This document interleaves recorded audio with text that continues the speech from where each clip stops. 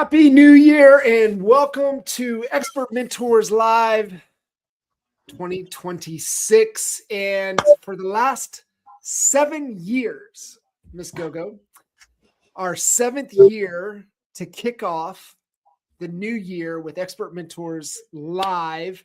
And it's evolved. When we started, it was more state of social media. As you've evolved and you've grown, it has become state of the business, and no different this year. Ready to kick things off. I don't even know where to start with you as far as the amount of frequency and intensity that you have been accelerating with throughout 2025. So I would love for you to maybe just kind of let's kind of do a recap on 25, and then we'll look at kind of where things are, what we're kind of seeing, what you're anticipating 26 to be the springboard into 27 and 28 to look like. I will say one thing. 2025 felt like one of the fastest years of my life. And I don't know if that a lot changed. A lot changed and very fast. And what was it? Because of just the intensity of noise, the intensity of just things happening, things out there, information, just is that accelerating, or what is causing to at least the feeling of acceleration as we're, barreling down, into 26 and making our way to the end of the decade? So I think it has to do a lot, but of course I can only explain it from my perspective because there are so many things in the industry that I don't do, right? So like the cold callings and the door knockings and the mailers and the ISA teams and all of those things I don't do. So I don't know what's going on in the industry on that side of the industry. But because of where I spend my time, which is technology and AI and automations and CRM programs and how can you work less and make more money, on that side of the world, a lot has changed. Like, you remember how excited we were about ChatGPT, and now we have all of these other AIs that literally will create content for you in seconds, and you don't even have to ever take a picture. Like, I'm talking like if we look back and if we do the math of how many times I posted where I had to be in the pictures or I have to be in the videos, you're totally fine. You can just grab it and do it. If we look at that, like now that's going to remove all of this AI. We're going to allow me not to even have to be in the photos and not to have to actually create the content. It will create it for me, which then now, I'm huge on working less and making more money. So now I can work even less. I already only work 15 hours a week, but now I can work even less. Like yesterday I created, and I can show you, actually have a presentation. If you figure out how to share the screen, I could show you a really cool content where I took a picture off of Pinterest. I'm not in it. It's not my picture. It's just somebody. Then I like the way she looked. And I turned that into myself with a click of a button, literally less than 15 seconds. Then I took that new image of myself, which, by the way, it's not me, but it is me because it looks just like me because AI took my face and put it on somebody else's body, right? And then I took that image and put it into another AI. Within literally less than 30 seconds, I gave it a script. And that AI is talking and saying exactly what I wanted to say. And I'm not in it. And it took less than 30 seconds, which means that now I don't even have to create anymore. I can have my team create for me, right? So if we're truly talking about how can you make more money working less, technologies and AI is what's going to allow you to do that. And the faster you learn that, and I know it's like Chinese to most of us, it's Chinese to me too, guys. I wasn't born in December of 1981 when I was born. Let me just tell you, I did not get an SOP of how to run these AIs. And if you don't know what an SOP is, it's a standard operating procedure, right, of how to actually do something. I didn't get an SOP back then. So Yeah. it is new to me and it is new to you. All you need to do is push the buttons. Push the buttons and learn it, because the faster you learn it, the faster you are going to be able to work less. And one more thing, be able to market from one to many. Because when it comes to marketing, right, there's this saying is it matters of who you know. Yes, it does. It does matter who you know. It gets you into rooms. But what really matters is who knows you. So when you have, let's say you create content and it takes you, let's say 3 minutes from start to finish. By the time you type it up and you hashtag it and all that, you create it through AIs and all of that. Let's say it takes you 3 minutes. If you're making a phone calls that takes you 3 minutes, you're talking to one person. If you door knock that takes you 3 minutes, which by the way, they didn't talk to you if it's 3 minutes, they shut the door on you and you walk off the driveway, you're talking to one person. Your possibility of turning that one person into a client is whatever, right? But if you create social media content and you put that onto all of your socials, so now you're talking Instagram, Facebook, YouTube, TikTok, freaking name it, whatever you exist, and email it out. Now you're talking that one content is talking to thousands of people at the same time. And what are the chances that out of those thousands of people, somebody is buying or selling right now? Yeah. Much higher than that one person that you're that talking one person. Yeah. It's just a return on time. Yeah. So that's how you need to look at it. Learn these technologies, automate your life, remove yourself from it, let technology replace you. How did you embracing, because you've always embraced the technology, is the framework for you, Gogo, like what you just said, how can I work less and make more money? Is that the filter that you're trying to run everything through, or do you have a different filter you're running things through? Twofold question. Number one, yes. I know my hourly rate. And I also understand that an hour of my time is an hour of my life. So if, let's say you were on your deathbed right now, would you be door knocking? If you know that this 1 hour you could be spending with your family or friends or actually live your life, would you be door knocking or cold calling or whatever that is, how you make money? If the answer is no, then that means you're not valuing. It's that whatever you're doing is not making you enough money where you are willing to exchange an hour of your life for it, right? So now my hourly rate is so high, then I really narrow down what am I willing to do and what I'm not willing to do for how much money, because I'm exchanging an hour of my life for it, right? So that's number one filter. Number two filter, technology does come very easy to me. I don't know why. I am like that annoying 3-year-old that you gave them an iPhone and it just start pushing buttons. And next thing you know, they're like watching SpongeBob somehow and you never showed them how to do it, right? And so that's how I look at technology. Like I just go in there like that annoying 3-year-old and I start pushing buttons. I love that. I mean, like it's not going to bite. It's not going to kick back. It's not going to start yelling at you. Yeah. I just go in there and, see what happens when you push it. How come most people don't have that? Is it they don't understand their value, their worth? Is that why, they allow themselves to be all over the place? I guarantee you, if we took 10 people or we took 100, however many people, right? I guarantee you 90% of them have no idea what they're worth in an hour. Yeah. Guarantee you. Yeah. And that's the reason why they make those decisions, because they're trading time for money, not knowing what their time is actually worth. Run through and explain why that is so important as we continue to grow and evolve, moving into the future of understanding what your worth is. So let's do the math, how to calculate your hours, or your hourly rate, just so you never make that mistake again. So it's very simple math, and it's actually a perfect timing for it because we are ending a year and starting a new one. So I want you to look at your 2025 year in a whole, and I want you to take every penny in consideration that hit your bank account. Not after expenses or after employees or after taxes or whatever. I don't care about what you spent. I care about what came to you. So let's say that is $250,000. You're going to take your calculator. You're going to put in $250,000. You are going to divide it by 2080. The reason why is because if you worked a healthy 40 hours a week, you work 2,080 hours a year. Now, us realtors, none of us work healthy hours, right? Like we work weekends, we work holidays. Like it is nothing healthy about the realtor schedule. But the idea is let's try to get you to a healthy 40 hours. Right now, I only work 15-hour weeks. So I started working less and less and less and less and making more and more, because now it's not worth it for me to do this activity if it doesn't make me $4,300 an hour. I'm not doing it because I know my hourly rate. So now you're going to take the amount of money that you made in 2025. You're going to divide it by 2080. And that number that's staring at you, that is your current hourly rate. That means if you want to grow, you cannot say yes to anything that does not make you that amount of money at a very minimum. Doesn't mean that you have to say no. That just means that somebody else on your team, that should be delegated to somebody else on your team that makes less in that hour than you do. If you say yes, you're actually stealing from yourself. You're stealing from your future. You cannot grow if you say yes to activities that don't make you at least the minimum, the current hourly rate.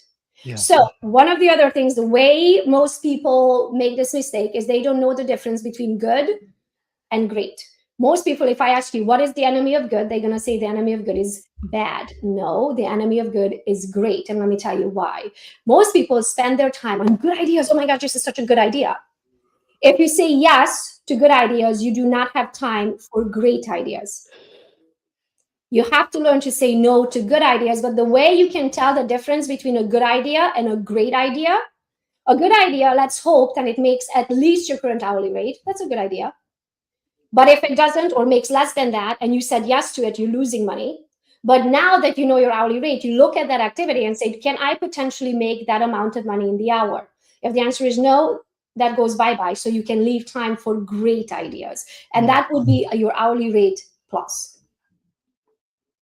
I love that. And we lose sight of that. And I really believe, Gogo, that a lot of people just say yes to everything because they just don't have the filters of, one, they don't know where they want to go. They don't know what they should be doing. And there's just a lot of people just floating out there and not really being intentional with what it is they're trying to accomplish. But I love that exercise of starting where, kind of what your worth is. That's a great filter. The other filters we talk about, core values, purpose, exit strategy. I had a really good conversation actually with my uncle yesterday, and he does a lot. He's in the real estate space, but he talks to a lot of franchise owners and independents, and he hits them with, what's the will for your business, right? We talk about you having a will for your life, but what's the will for your business? And I hadn't ever really heard it specifically framed that way. We always talk about what's the exit strategy, a lot of people struggle with that. But when you say, it really hit me, I was like, well, what's the will for your business? Like, what happens if, you're, on a retreat with Gogo and you get sideswiped by a boat and, what happens to your business? We know what would happen with your life insurance policies, all those other contingencies in place, but what happens for your business if something happens, or what's the continuation? What is that? So I think it's really, really important to have decision-making filters in place to be able to make sure that you're staying between the guardrails, and especially pursuing the opportunities of where the business and the industry is going. Looking back, we talked about how fast the year went, how just technology, and I believe the answer is the acceleration of technology is also feels like it's accelerating time, is what it is to me, is what it feels like. But because we can get so much more done, and as much as we want to be less busy, because it creates so many more opportunities, and because we can get so much more done in the hour, now we end up working more. That's why it's so important for you to know where you're going, what your hours is worth, and what's a good idea and what's a great idea. So for you, coming into 25 versus coming into 26, with the acceleration, being able to collapse time, get things done faster, you're able to work less and make more. How has, like, for your business and lifestyle, how has, 25 adjusted those two aspects of your life with, personal and business? And then what has that done for you going into 26? So, great question. I made the decision a couple years ago that I'm not going to work Thursdays and Fridays anymore. And it took me over 9 months to actually being able to put it into motion, because my schedule is always so far out, right? Like, so many months out, I have meetings in my calendar, and I won't cancel someone, but I will block my calendar for the future. So even though I made the decision, I think it was like October of 2-3 years ago, May something was the first Thursday that I could actually take off. Makes sense, even though I made that decision so long ago because my calendar was so booked. So I made that decision a few years ago. I only worked Monday to Wednesday for the last 2 years, but I worked like a mad woman. So really what happened is I squeezed 5 days worth into 3 days. So we ended up working like mad people on Monday to Wednesday, where I was back to back to back to back. I ended up having to get an in-person assistant to make sure I get my vitamins and my water and I eat. Like yesterday at 5:41, I was like, why do I have a headache? And so I looked at my assistant and I'm like, did I have lunch today? Yeah. She looked at me and she's like, oh my gosh, I totally forgot to feed you. So this is why I need assistance, right? Because when I work, I'm just like you. When I work, I work. Yeah. Right? I don't think about food. I don't think about food until I have a migraine. Yeah. Right? And so again, you don't know what you don't know going into overbooking yourself. And then I'm like, okay, then something has to change. We need to put in there some buffer time so I can actually eat, use the bathroom. We need to limit who gets a yes, who gets put in my calendar, right? Because I end up in some, like, I'm sorry, but just stupid conversations. And I'm like, this could have been an email. You know what I mean? So then we need to get better at limiting those. And then this year, I also made the decision that I'm going to hire a personal trainer. And the only time that it works for my personal trainer is Tuesdays and Thursdays at 9:30. Well, I'm taking Tuesday at 9:30 off, which means until 10:30, by the time I shower and stuff, it's 11 o'clock. So now I'm down to 15-hour weeks. Monday to Wednesday, I work 15 hours, and that's it. And we also hired more people. So here's what happens. Like, I'm not saying no to opportunities. I'm just not the one who's doing it anymore. Which means I have to create a bunch of mini-me's, and I have to replace myself with a bunch of mini-me's whose hourly rate is lower than mine, right? So the work still gets done. So then I'm still making money. I'm just not trading my own time for it. So that you have to become a good leader. You have to get really good at hiring and knowing exactly what type of skill that person needs to replace you and all of that.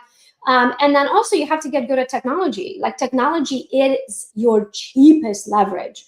So we got right on as soon as ChatGPT hit, we were in there. I mean, I had my own voice. And by voice, I mean, it sounds like me. Anything that we put out there, from website content to email content to blog to anything that you think of, a description for a social media post, right? I don't write all of those. Many of them are written by the AI that literally sounds just like me, so good that if I had to go put my hand in a Bible in court, I couldn't tell you if I wrote it or I didn't. It's that good. So when you get good with technology, when you honor your time, when you get good at saying no to people, you get to remove time off of your calendar and spend it with your family. So now I'm down to 15 hours a week. That is my goal for 2026. And then I wanted to add back in certain things that I didn't have time for in the past. And I want to get a cheat sheet because I have coaches. I always have coaches. And this is my homework from one of my coaches. I am going to add back Thursday date days because somehow the dates just kind of, we got busy and I don't know what happened. But that's going to go back on the calendar Thursdays. And I want to start a local entrepreneurial meet, because what happened is we moved to Florida in the last 2-3 years, right? And I work from home. I have no hobbies. And if I'm leaving the house, I'm going to the airport. Yeah. So I didn't really make new friends. I made some friends in the neighborhood, but it's not like I want to have intentional conversations with some people who have the same pain and they're in the same shoes. And so now I need to create that for myself. I need to find friends. That's my New Year's resolution, is to add back in personal time to take care of my mental and soul, yeah, you have to. Friendship needs. Yeah. And I mean, I love that, right? If it doesn't make the calendar, it doesn't happen. And so being able to force that, I think creating community, like what you're talking about, forming some type of, entrepreneurial organization, because, yeah, you're on an island. I mean, you've got so many people that, work for you, you work with, you got business partners. I mean, you can pick up the phone and pretty much call anybody, within the real estate space and beyond. And they'll take your call in a second, yet you're still on an island. And I think there's so many other small business entrepreneurs out there. And I mean, I love that idea of being able to form. I mean, we did a version of that, but they were our affiliates. Like, we fed them from our business. So we created that community of our affiliates, but even taking it a step further and really creating a space for entrepreneurs to come together. Right? Like, I have an amazing online world and I have multiple communities, but they're all online. I can't go out to grab a glass of wine with them tonight because I'm like, hey, are you doing anything? Because I'm free. Can we go out for appetizers and a glass of wine and just chitty chat about things, right? So I need to create that locally. I need to have a reason to leave the house, put makeup on, put clothes on. Like, I just don't have where to go and who to go with. So I need to add that back. I need to create that. Pretty much what happens. I worked so much in the last few years, and by the time I was done working, I was exhausted. And I had no interest in making a new friend, right? And then now I'm like, I need friends. That's my New Year's resolution. This is a personal conversation over here. I need real life in-person friends. Come on. Yeah, not just online. People that I can go out with. But I think this applies to all entrepreneurs, right? Like there's a season in our lives when all we do is work. It's the building phase, right? And then you're lucky then if at the end of your building phase you still have friends. Like, well, we moved, right? So all of my friends are or back at home in Romania, or in Hungary where I went to college, or they are in Michigan, and now I live in Florida. Mm-hmm. Yeah. And that's normal, right? You see with drivers, people, entrepreneurs, business owners, that this is normal, right? And you do that, and it's not isolation. Like, it's just like, I just don't have bandwidth. I don't have time to be able to, make those connections until you get to a point, right? Into a season of where you're at, that you've, strategically, carved out time to reinvest wherever you want to reinvest it. And so very intentional. There's a phase in your life where you are your business. Mm-hmm. And if you stop working, money stops coming in, right? So you have to hustle through that. You have to hustle through that to make enough money to pay your bills. Then you have to hustle through that to make enough money to pay your bills and to have a life. Yeah. And then now you have a life and you do the vacations and all that. Now, in order for you to actually be able to go on vacation, you need support. So that means now you have to make enough to be able to afford these people and pay your bills and pay for the vacation, right? So all of these phases in the life, you'll have to hustle through it. So finally, eventually I'm at the place where I can make all the money that pays our bills, pays for our lives, pay for all of our employees. But that took me working like a mad woman, which I had no time for life outside of my friends and close family, right? Yeah. And then we moved. So now, then I have a bunch of mini-me's and my business makes money if I roll out of bed or I don't roll out of bed today, because most of my income is passive or reoccurring. Now I'm like, okay, now I need to go and make new friends again. But I just want to take everyone through the journey, because somewhere along the way, you're going to see yourself. Yeah. Right. And I don't want you to think that you're the only one who goes through this. I'm not the only one who goes through this. Like, I have, thankfully, a lot of friends, again, all over the world, which are not local, and they're the same caliber of me or higher, been there where I want to go. And I can ask them these questions. So I know I'm not alone. I know that everybody goes through this. It's just, I want you to know that if you're haven't been there yet, it's coming for you. Yeah, 100% it is. Looking at kind of the evolution and pouring into your team, what were a couple of the strategic, focus ideas that you did with the team specifically that has set you up and them up coming into this new year? Okay. I'm going to take some notes so I don't forget to say it. So when I joined, mind you, again, I joined EXP 8 years ago, right? At that time, you guys, the Honey Badgers, existed, but like fast forward movement wasn't the thing, right? And also, even in your group, most of the big names, like I was the only one who was like a solo agent, right? Everybody else was a big team lead, and I was little Nemo swimming with the sharks, right? So what I realized is when it comes to agent attraction, we attract. So if you're recruiting is different, but if you're attracting, that means you attract people just like you. That's why we are attracted to each other, right? And so what I realized is that most of the agents I was bringing to my downline and organization, the Team Gogo organization, were that solo but top producing rockstar agents, but solo. No interest of starting a team or building a team, or even if they wanted to, it would be just like a local team, but like small local team with 2 buyer's agents just so they can go on vacation. They had no interest of having ISA departments and, Zillow Premier leads and all of that. So because there was no training for that in my upline, I was like, okay, well, I'm it. Oh shit, I'm it, as I like to say it, right? So that means I have to create it. So then I started, we did every Wednesday a production training, every Thursday Tech Thursday, and every Friday agent attraction. We did that probably for 6 years, right? And by that time, fast forward movement became a thing. Honey Badgers were still there. And you guys provided a lot of training, and then it was redundant of like having all of these trainings in Team Gogo. If we already get them from our upline, take advantage of it, right? And so we stopped Thursdays and Fridays. We kept our Wednesday at 1 o'clock training because I still train on that mindset, technology, AI, social media marketing. And I feel like those type of trainings are missing from the group trainings. And then they go to all the group trainings otherwise. So Wednesdays we kept, Thursdays and Fridays we stopped, because it was too much training and we were trained out of our ever-loving minds. So that's one thing. The other thing that I feel like it keeps the community as a community is that I do gifts. We celebrate our agents. We celebrate the top producers of the month. We celebrate the agent attractor of the month. We celebrate the icons of the month every single month. And I physically send them a gift. Or they get an icon t-shirt, or they get a mug, or they get a notebook, or they get something that's branded to the Team Gogo organization, but we celebrate them every single month.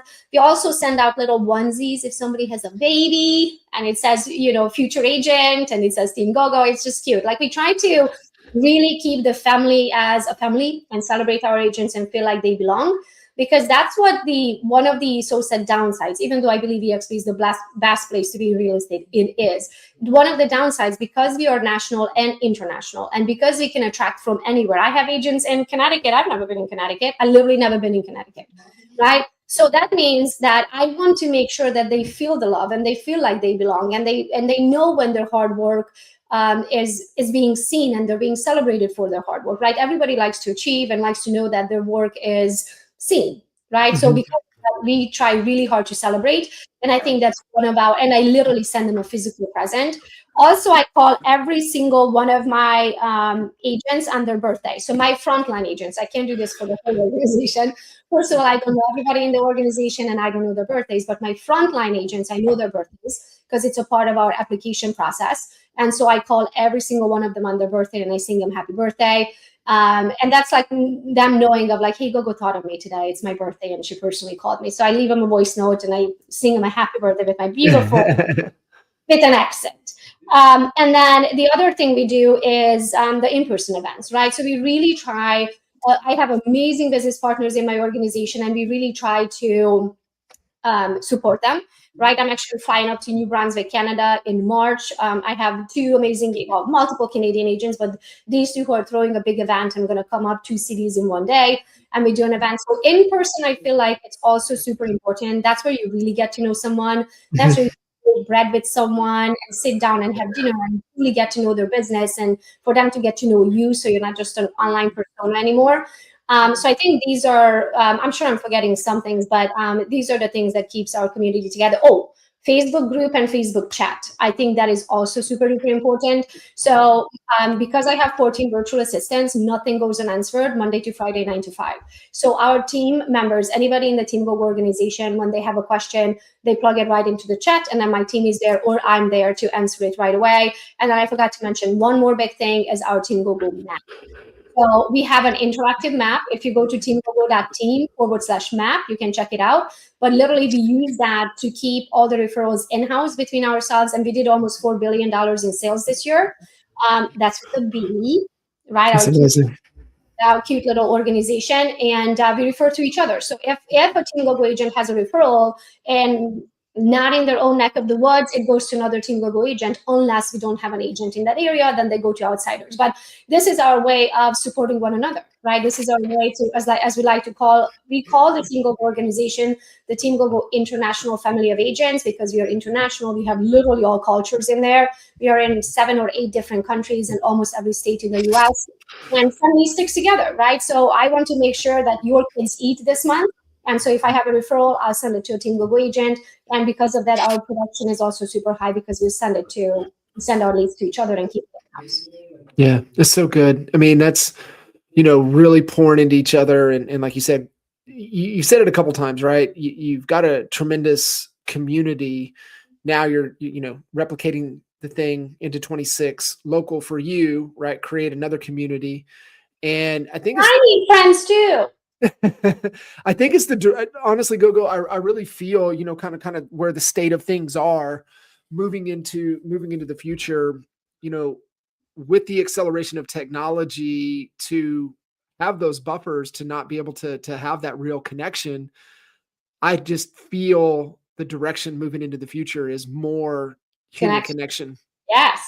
Yeah. Those are the agents. So that's exactly what I wanted to say. Those are the agents who are going to make it big this year, right? So use all of the technology for your benefit. But what's really going to seal the deal is that eye contact, is that handshake, is that you physically showing up. Yeah. And you've layered a few things on that I want to point out that I think is really important heading into the future when it is more of the human side of things. You talked about gifting. So if you guys aren't up to speed on that, go read Giftology. It's really around kind of the Cutco philosophy and what they talk about, but just from a gifting standpoint, I really think we're kind of in the day and age of true unreasonable hospitality. I really think if you haven't, you guys listening in, I had Eric post on Expert Mentors to wrap up the year. We did it about mid-December.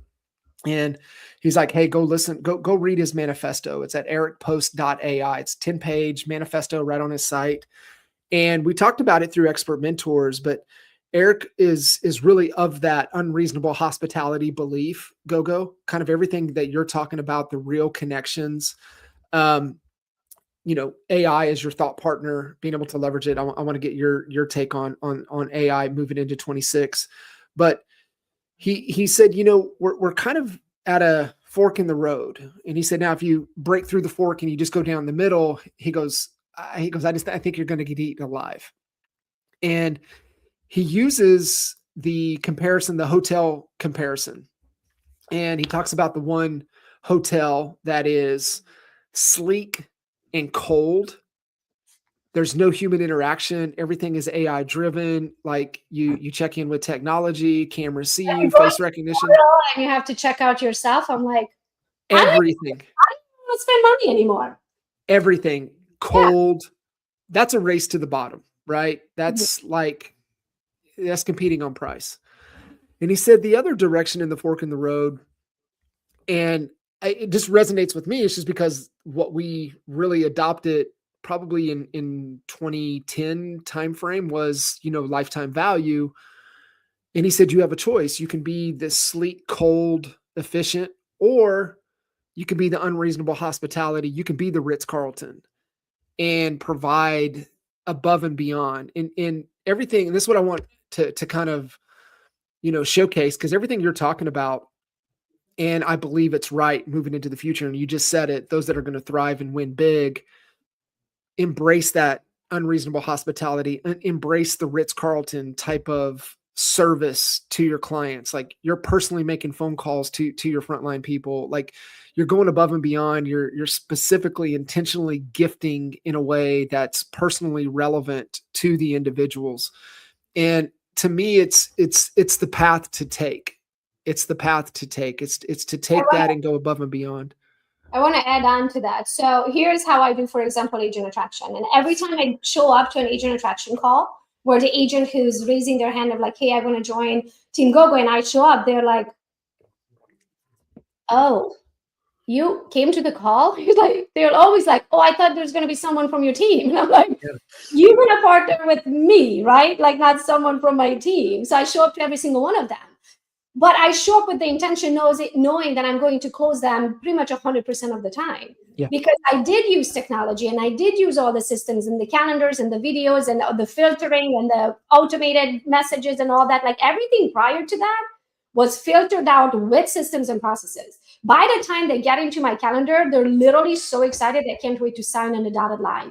And that's what I want everybody to understand is embrace technology, because technology is going to be able to help you just close deals much faster. If you are really becoming that local expert where they see nothing but freaking Gogo again and Gogo again and Gogo again, I mean your brand, every single day in your local market, you're featuring a business, you're closing another deal, it's just like whatever is going on, they're seeing you constantly, and they get on a listing appointment with you and you show up, do you think they're going to dare to ask you if you would reduce your commission? No. Not in a million years, because they're so excited, like, I cannot believe you're on the call with me. Yeah. But if you show up in person, so this is why it's so important to use that social media to reach as many people as you possibly can, to become the expert by posting so many times. They hear you and see you, and you become that expert automatically in their eyes. And then when you show up, it's a closed deal. Mm-hmm. They are lucky that they get to work with you. And that's why it's so important for you to also include, not remove, but include that human element. Yeah, it is. And looking at kind of into the future with the technology side of things, what what's the mindset that you use to embrace the technology, but also how do you lead and pour into your team of the right way to think about and utilize technology, utilize AI as we continue to move forward? One of the things that we do, they also have to come to the meeting with like, oh, I found something new, right? Like I want them to be excited that they found something new. So they bring things to the meetings, be like, hey, there's another thing that we can use, because I can't be on top of everything by myself, right? It's not impossible, but it's impossible, right? So that would be number one. Number two, I always pay for their coaching. So if there's a new technology like ChatGPT, for example, right? I paid for Carrie Sova's coaching. I'm not the one who's sitting on that coaching call, because I just need to know enough to be dangerous, but I'm not the one going to push the buttons and set anything up, right? Yeah. So then I'll pay for the coaching, but I send my team to the coaching. So they are the one who's going to know everything, become the expert, set it up for me and all of that. So I think it's super important when you know your hourly rate. Well, we also have to take it back a step, because for very, very many years, I was like, I am very smart and I can figure out just about anything, and how stupid to pay for an expert. I can spend 3 years of my life to figure it out by myself. How much is 3 years of your life worth? If someone's selling you a coaching program for $5,000, you're telling me that 3 years of your life you value at $5,000? That's what it's worth to you? Yeah. Well, then go spend 3 years on becoming the expert in something. Knock yourself out, because while you're learning, you're not making money. Yeah. You know what I mean? So that's number one. That you have to get just out of the way, put your ego aside and go pay for an expert. That's what I do. And then I put my team to learn that. I will log in to know enough to be dangerous, because I like to understand how things work, but I'm never going to be the one who actually do the work. Does that make sense? I don't have the patience to push the buttons. So that's my 2 cents for your future is befriend technology, hire help with people who have less hourly rate than you do, so you can stay on top of everything, and win-win. And do you push the team into the trainings, the technology trainings, utilizing AI as based upon what excites them? Or is it more like, you got to learn this if you want to, be a part of this rocket ship? Or what is kind of the take with it? Say this nicely, then it's who cuts the check? Let me put it that way. Yeah. I do. So I don't need them to like what I ask them to do. Now, if they like what I ask them to do, it's even better. So in the end of every year, we have a meeting every single year with my team. And I ask them, if you could change anything in your current job, what would it be? Because I like my team with me for years. Many of my team members have been, like Christy's been with me for over 14 years. Many of my team members, my VA has been with me over 5 years, right? So they spend quite a lot of their lives we spend together, right? And I want to make sure that my employees are happy in what they do. Now, they don't necessarily have a say. Like if I want to figure out Go High Level, we are figuring out Go High Level. I don't care if you like it or not. Like if you don't like it, then go get another job. I hope you like it, right? But if there are certain things that they don't have a choice in, but in the end of the year, I do ask them, if you could change anything in your current position, if you could give something off of your plate to somebody else because you're not enjoying it, what would that be? And they're like, oh, I don't like doing this. I'm like, well, that's perfect. Give it to Rafael. Like Natalia told me this meeting's like, I don't like the spreadsheets. I'm like, fine. Rafael does the spreadsheets, the other spreadsheets in the other company. I'm like, he does an amazing job. Have a conversation with him and put the spreadsheets on his plate. Right. And Rafael is like, yeah, I love to take it because he loves spreadsheets. Right. So they have a say, but they don't have a say. So when we decide to use a system or a process or something, we are going that direction. Are you coming? Yes or no? You know what I mean? It's not an option for them. But it is in a sense of, if there's really something they just do it for the money, but they hate it, I will take it away from them, give it to somebody who loves it on the team. Yeah. No, I love that. With your team Gogo, with your agents, what are you like? Listen, guys, you have to embrace this technology. You have to embrace this AI, or you're going to make it even more of an uphill battle for you if you want to succeed and thrive in the market. Is there anything specific that you're kind of like, hey, you have to pay attention to this? So I always share everything that I do. Everything. I don't hold back, right? So every technology, everything that I do. What happens over time, though, the downside to that on their end, they feel like I'm pitching them another product. Right? And that's the downside to it. But I never pitch anything that I don't personally use. I just evolve over time. So something that I used 7 years ago, like ClickFunnels, that was amazing. I have 2 comma club awards from ClickFunnels. I don't use ClickFunnels anymore. Sorry, guys. Go high level because they became better. They had more features under one login. So then I took my whole database, my whole dashboard, all of my businesses, and I created, I call them buckets, but they're called sub-accounts, right, inside of Go High Level. And now everything we do is in Go High Level. So I transitioned. When I transition, I tell everybody in my GoGoDem community, in the Team Gogo organization, and for my coaching clients. But it does feel like to them over 8 years, right? Sometimes to some, not all, but it starts feeling over 8 years that I'm pitching them something new. Even though I evolved, I'm using the same product, I'm not pitching you something that I don't personally use. Sometimes on the receiving end, it does feel like that. But I do share everything that I do. Yeah. And I'm with you, right? Obviously being a part of NAEA for so long. I mean, every time we talked about something, it got to that point too, right? Like, oh shit, what are these guys pitching? And it's like, no, I mean, literally we're using it. This is the results we're getting. You know, I mean, I can't recommend it enough. I think where it gets a little dangerous. I think it has to do with people don't like change. Yeah. And I feel like the top 1%ers, we love change because the faster we can pivot, the faster we can stay on top of the list. Yeah. So for us, change is good. For 99% of the people, change is like, oh, I don't know what it is. It's scary. Is it going to work better than the one? You know what I mean? So to them, you have to realize who's in the audience and who you're talking to. To them, it's going to feel like a pitch.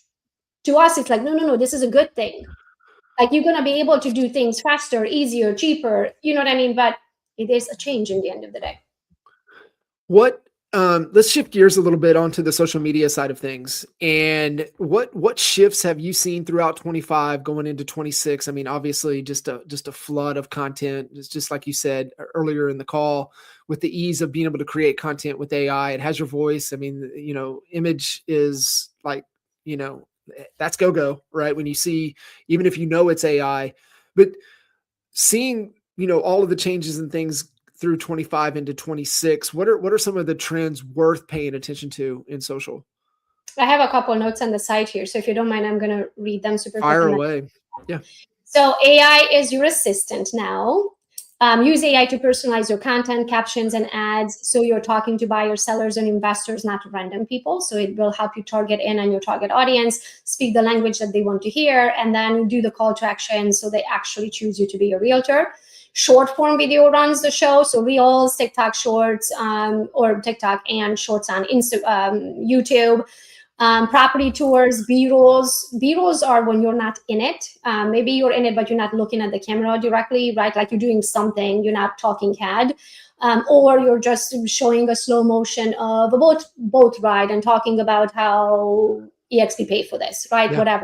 That would be B-roll. Testimonials, quick tips. If you're collecting testimonials, like in the past, I mean, still, most people will do just the 5 stars for whatever testimonials written format. If you could get a video testimonial from your clients that you could build into your website, I mean, that will work a trillion times better than any written testimonial is ever going to get. Also, they're going to see that they're real humans, and even better, take it one step forward and ask them to post it on their profile and make you collaborator. Because now there is no better testimonial to receive that where someone takes the time of the day, put a video on their profile, which means now everybody who follows them sees that testimonial and makes you collaborators. So now everybody who follows you sees the testimonial. But it's always best, in Hungarian say, it's always best from the horse's mouth. I don't know if that's what you say in English, is you say that. Like, if I took that video testimonial and put it on my profile, it doesn't have as much value if you put it on your profile and I share it to mine. Yeah. Does that make sense? Because it comes 100%. directly from the consumer and they took the time of the day. So that's super important if you can get them to do it. Maybe you give something in return. Just say, hey, if you would be willing to give me a video testimonial, I'll get you a $200 gift to your favorite restaurant. Whatever that is, right? Like dinners on me at your favorite restaurant. Like give them something, so they'll give you that. Quick tips. People have an attention of a goldfish, so 3 seconds, get to the point. Don't hook them. In 3 seconds, you lost them. So don't stop. First of all, guys, let's start here. Do not introduce yourself in every video. I see this mistake made so many times. It's not even funny. They already follow you. They know who you are. That's why they followed you, because they know you. So do not start every video as, hi, my name is Gogo Bethke and I'm your local top producer in the Brighton, Michigan. Like, stop it. Stop it right now. They already follow you. And if they don't follow you, they're going to know who you are eventually when they follow you. So go straight into the point. You have 3 seconds to hook them. Okay. Did you know that the market just dropped 7%? What does that mean for you? 3 seconds. Get to the point. Okay. Stories, daily connection. So your feed, which is where you post and is going to be on there forever. That's your storefront. That's like your politically correct platform. Okay. That's like if you had a store and you put things in there, what would it be? Okay. Now, stories is where you allow people to get a glimpse into your life, which is only up there for 24 hours and then it goes poof. That's where you get to be you. So do as many stories as you possibly can. I recommend 10 to 15 a day. And people are like, what am I going to post about? Whatever's going on in your life today, the thoughts that cross your mind, the appointments that you have, the closing that just made you $10,000 or made your clients $40,000, whatever that is, talk about it. Let people get to know you. Let them see your life. Let them see your dogs, your kids, what restaurants you eat at, your fashion, like let them get to know you. Okay, so that's stories. Go live. Like right now, I'm actually shooting this live on my cell phone right here. That's why sometimes you see me talk to this one, right? So go live. Those are the long content. With long content, I would say like right now, guys, I have 90,000 followers, 9 people are watching it. Yeah. People don't have patience for it. But the ones who do have the patience for it, they're actually going to learn everything. Those are the top 1%ers. Hi, guys. And then the ones who don't never make the time for it, they're not your people anyway. But that's not the point. The point is where you have 9 people or 10 people or 15 people on a long content, these platforms looks at it that, oh, whatever you're talking about must be important because these people stayed on for the whole time, right? And then that content will help the health of your account. So create long format content. And the lives are, guys, just be you. Like, when you decide to do social media, I don't care if I mispronounce a word. I don't care if I say something stupid. I don't care if something doesn't come on time to me. I'm like, oh, hold on, let me write this down. Just be you. When you're doing social media marketing, you have to love you and accept you the way you are. And as soon as you do that, the world, your people will find you, right? So you just have to be okay with being on camera and making mistakes on long form content because we are not editing this. I am literally live. Right? Okay. The next one is the algorithms rewards consistency, not luck. Okay. So I post 2 posts a day and about 10 to 15 stories every single day. And I have been doing that since the cows came home, right? Like the last 15 years, social media was a thing. Okay. So if you decide to do social media, I want you to, that's your job. Like if you're a cold caller and you cold call every day from 9 to noon, then that is your job. If you're a social media marketer, then your job is to make sure you have content consistently. Not that you post today and then you're going to be like, oh, I got 2 leads, so I'm going to take the month off because that's 2 commissions. I'm good, right? Your brand's going to die. That means you're starting over every single month. And that is not what we're going to do. Okay. So consistency. Local always wins in real estate. So now my brand is international. Your brand is international as soon as you go on Instagrams of the world and Facebooks of the world. But as a realtor, where are you really going to make your money if you're only doing transactions? Now, if you're doing agent attractions, that's a different conversation. But if you're doing transactions only and commissions only, local is what you want to do. So you really need to dial in that local algorithm, that local tagging location, using the right hashtags, specializing in a specific gated community, becoming the brand and the face in your local market for that community. Local always wins in real estate. Commissions, not agent attraction. Agent attraction, go to Poland, Portugal, I don't know. We are in every single country, attract agents from anywhere. And then if you create digital products like my Go community, which is a membership-based product, I have members from almost every era and every part of the world and country. Okay. Carousels are cool. Carousels are like, and now you can have up to 20, if I remember correctly, on Instagram. Carousels is like you sometimes use the same image or sometimes you use random images, but you're going to put content on there on a specific subject that you can't really explain in one photo.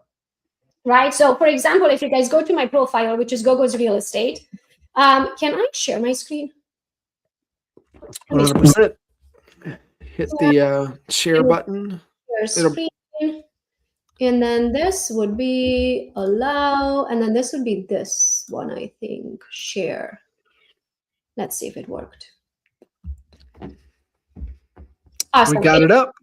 Okay, cool. So we're talking about carousels, which is the top right one right here, but I want to show you guys which one I want you to find. So for example, I am super like my trackers have trackers, guys. I'm the biggest nerd you'll ever find in this world. And John, you coach with me, so you know, I mean, I literally have trackers wazoo. And so this specific post, because I have so many trackers, this post I think has 18 or 19 slides because I have 16 trackers, and then I had to have a call to action at the end. So if you want to see a carousel in action, this is what I would recommend. Go to Gogo's Real Estate, or you can scan this and you will see it. So it's different images. And this one I was in the same place, but I took, my husband took like 20 pictures of me in the same place. So I use different images, but in the same place. Sometimes use the same image, you just put different content on it. So that's a carousel. So it's multiple photos instead of a video. So this would be a good example. Let's go back to this. Make social media shoppable. So create content that you can actually sell. Okay, so that would be like a digital product. Why? Because if you're chasing commission, you're trading time for money for the rest of your life, and you are not making money while you're sleeping. I want you to have multiple sources of income. There's 3 different kinds. There's active, passive, and reoccurring. I want you to have all of them. Your commission is active because you're trading time for money. Passive could be like real estate investments, and reoccurring could be like your downline at EXP, because that money comes in every single month. Okay. And when you create digital products online and then you sell those digital products online, those people can buy your digital product at any time. And then even better, if you can make your digital product reoccurring, now you're playing in a whole other ball game, right? Like my digital product, which is my Go community, is a reoccurring monthly membership. We create content, we teach entrepreneurs. Right now, we have a huge challenge for the whole year of 2026, which is called Gogo Social Media Challenge, where I teach you everything that I know about social media marketing in the full year of 2026. In January, we are teaching the fundamentals of social media marketing. Just in January, I released 36 videos for you guys to watch and set up all of your social media the way mine is set up. And then in February, we're going every first Monday of the month releasing something new. But when you make your social media shoppable, meaning you create them something that they can actually buy right there in the moment, you're making money. You're creating content today. Somebody's watching it a week from now. They take action. You're sleeping. You wake up. You make money. Make sense? So do that on social media. That could be like your listing presentation. It could be your buyer's guide. It could be how to break into a local lake community, whatever that you specialize in. You are an expert in something. I guarantee you have skills that I don't. I guarantee you have skills that somebody else doesn't. But that, like going to ChatGPT, dump your brain in there. It will literally give you an ebook you can sell, right? Like today, it's so easy, guys. So definitely create that source of income for yourself. Let your clients market for you. So these are those testimonials that I was talking about. If someone, think of it this way. If George Moore and his wife just closed with you and they created a video on their own Facebook and Instagram talking about how amazing you were as their realtor to work with you, what do you think are the chances if they referred someone they would actually work with you? Yeah. Much higher than if they contact you through Zillow, right? So let these people become your referring cheerleaders, right? Because that you can close those deals much easier. And so all you need to do is be really good with your clients, customer service, right? You have to go above and beyond. You cannot be an average agent. You have to go above and beyond with those clients, make sure they're super duper happy. And at their happiest moment, you need to ask them to do a video. Like you could literally be right after closing, you hold the camera and ask them, hey guys, would you feel up to create a quick little, literally 30-second video of how it was working with me right at the closing table? You can be the videographer and give them a dinner ticket. Just say, I'll take you out to dinner after, right? Get those things, have them become your cheerleaders and your influencer marketing people, right? Create once, distributed everywhere. So what that means is, guys, I create a video in 3 seconds and it lives everywhere. It lives on YouTube. It doesn't live on TikTok because I don't do the whole Chinese spying on me thing. So I've never had TikTok, but I have everything else, from the Instagrams to the Facebooks to the LinkedIns to the email database, the Facebook groups, you name it, I exist.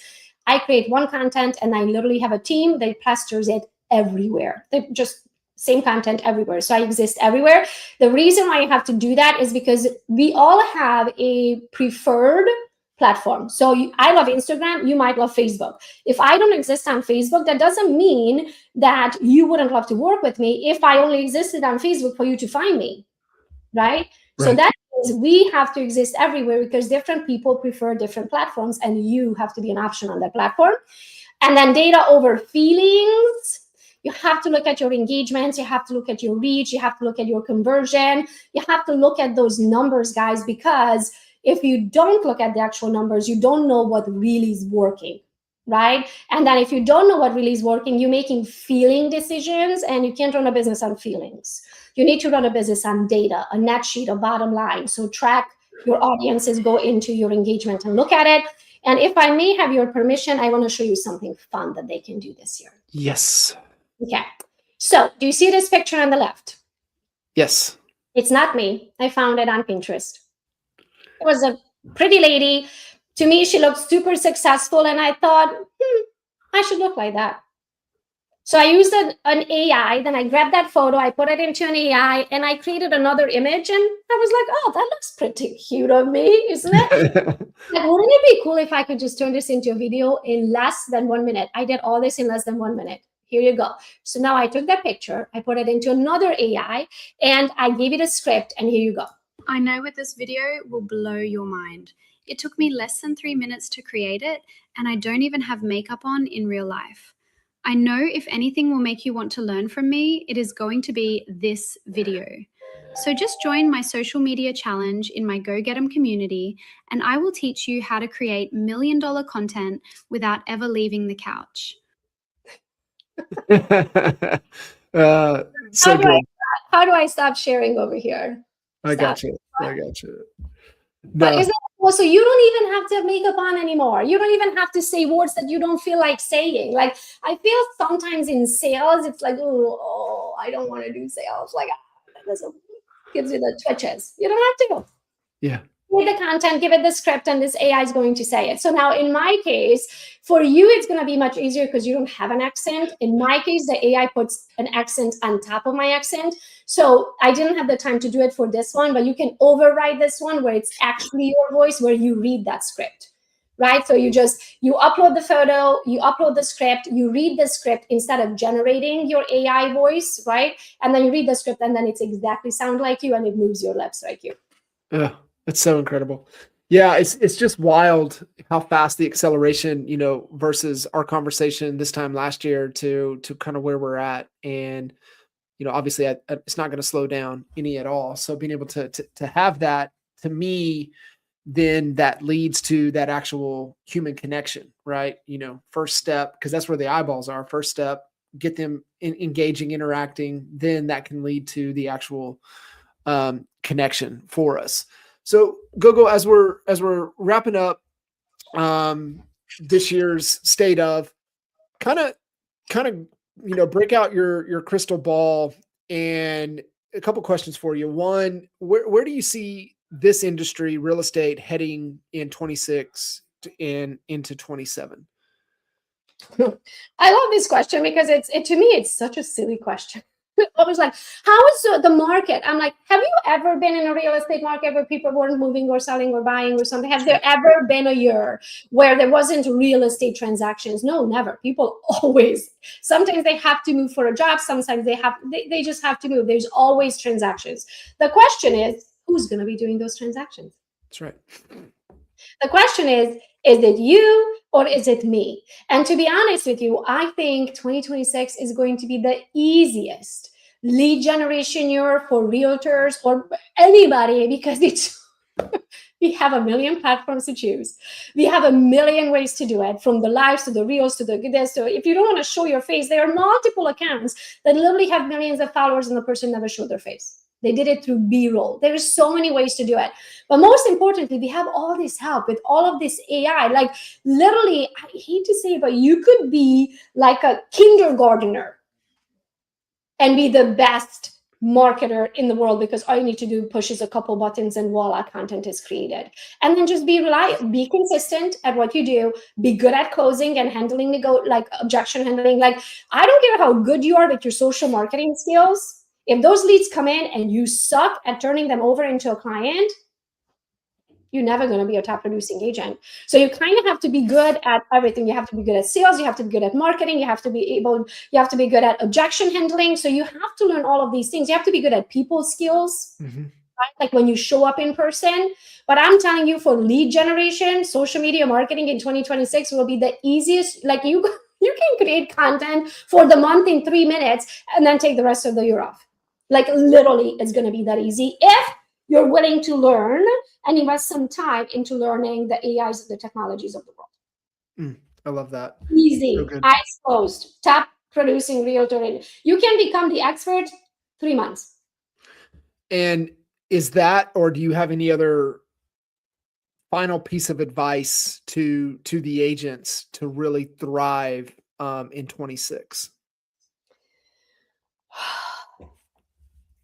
Yes, it's a big picture, right? We talked about hourly rate. Very important to know what you're worth and don't do anything that's not worth the time. Second, it's very important to stay consistent and have a calendar and honor it. Whatever's in your calendar is what you're doing today. You like it, you don't like it, you don't feel up to it, you kind of woke up on the wrong side of the bed. I don't care. I don't care. You want to make the money? Show up. Learn every aspect of the industry. So meaning you have to be good at all of it. You have to be good at negotiations, at objection handling, at closing, at follow-up, you name it, everything. So you know your weaknesses, learn on that.